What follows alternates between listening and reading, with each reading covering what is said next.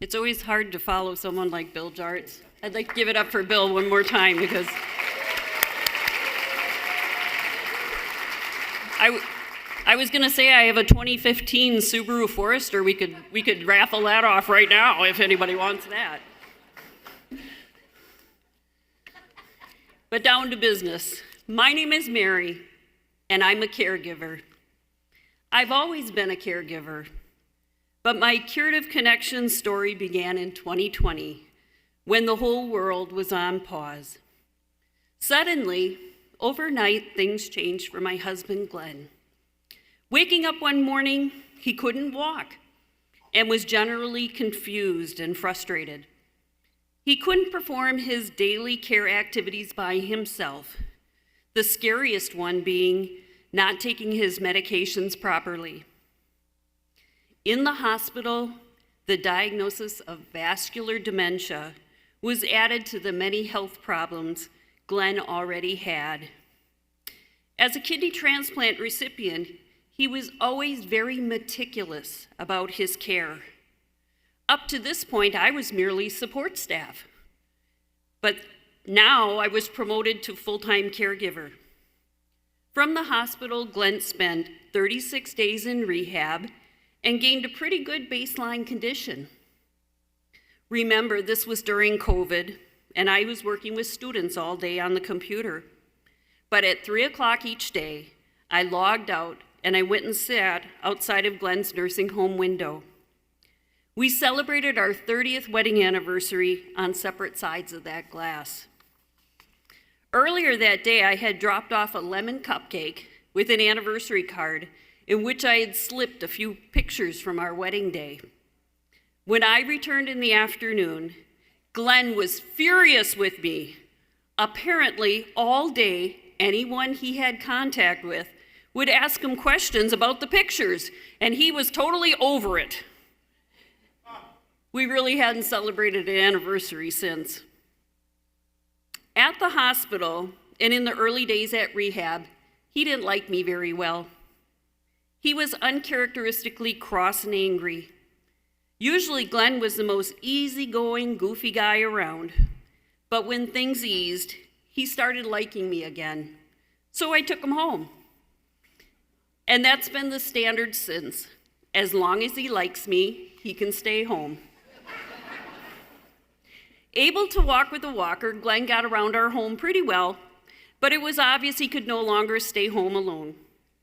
With the new school year looming, I reached out to Curative Connections to inquire about care for him. After a tour and a positive response from Glenn, he became a member of Reflections in August of 2021. He thoroughly embraced the activities, and he thought of it as his own club.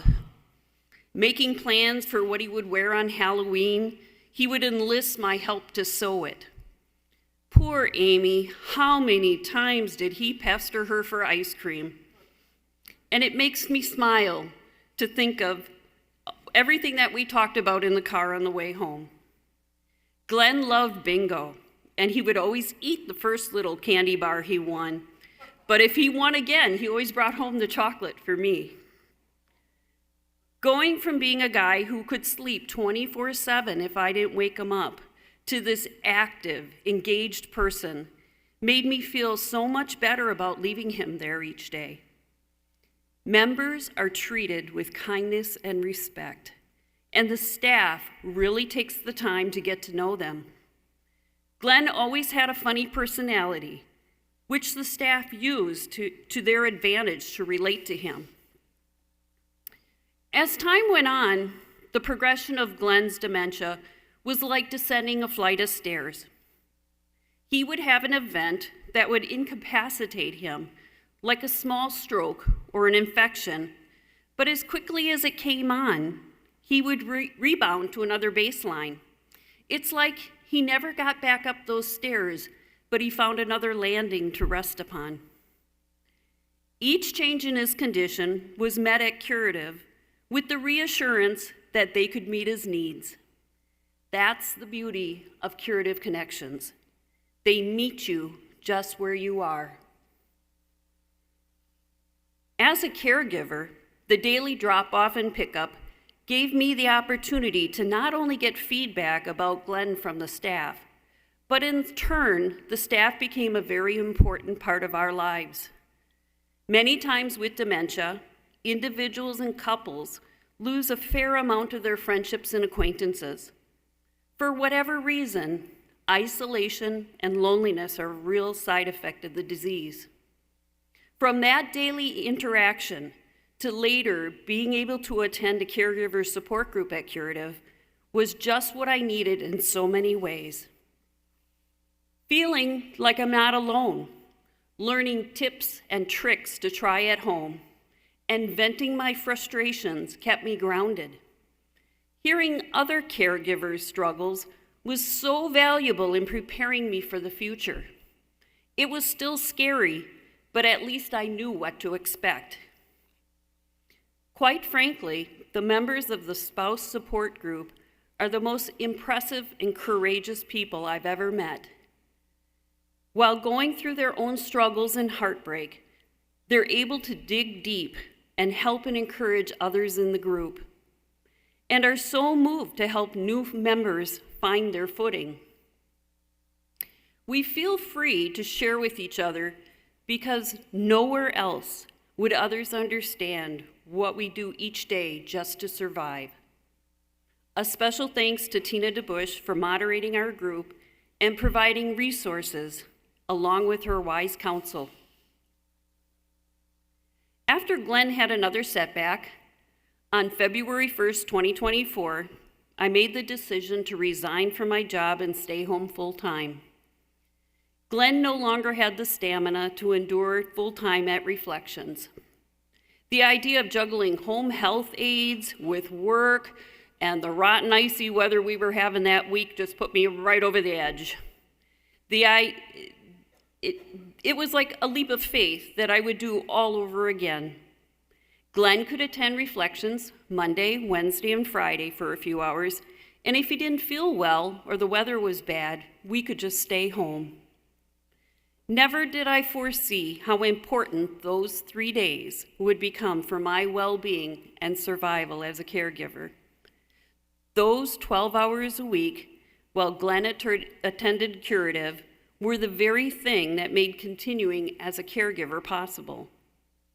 I am so grateful for my few lovely friends that worked around my crazy schedule to meet for coffee or breakfast. But my favorite way to spend the time was with our little granddaughter, Maria. Plus, I crammed in all that other mundane thing like oil changes and grocery shopping. It seems like in early 2025, the dementia staircase turned into the dementia escalator.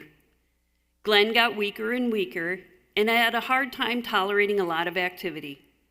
A heads-up call from Stacy Cron, the RN on staff at Curative, prompted me to have him checked out at the ER. Another hospital stay, followed by rehab, and we got Glenn back where he belonged, at home. Soon, words like palliative care and hospice were added to our vocabulary. Glenn's ability to speak was largely gone, but our own goofy sign language served us well. Although my husband was never one to curse and often would scold me if I let a bad word slip, the words he could now say perfectly would make a person blush. He became sensitive to touch, and each movement became uncomfortable, no matter how gentle I was. Soon he forgot how to swallow his pills and had very little interest in eating. In early June, while sitting at the dinner table, he looked at me and in perfect speech said, "Who are you?" You have to know, Glenn remembered everyone and often asked this question as a joke, a sick joke, but a joke. I replied, "Are you messing with me?" But then I saw the smile and the twinkle in his eye, and I asked, "Who am I?" To which he replied, "Mary." That was such a gift to me because Glenn passed away peacefully at home on June 30th, 2025. In preparing for these remarks tonight, I reviewed service plans that his Reflections Coordinator Amy wrote periodically. On each one that I looked at, the objective was the same: maintain living at home with spouse. Mission accomplished, Curative Connections. Thank you for your wonderful care of Glenn, and thank you for being my partner in caregiving.